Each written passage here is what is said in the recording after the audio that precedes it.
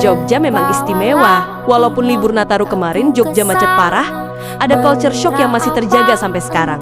Di tengah jalanan padat, warga Jogja tetap enggan membunyikan klakson. Di sini, klakson bukan sekadar bunyi, tapi dianggap kurang sopan dan tidak menghormati pengguna jalan lain. Jadi meski macet, suasana tetap relatif tenang dan tertib. Ini jadi hal kecil tapi berkesan buat banyak orang. Kalau di daerahmu gimana?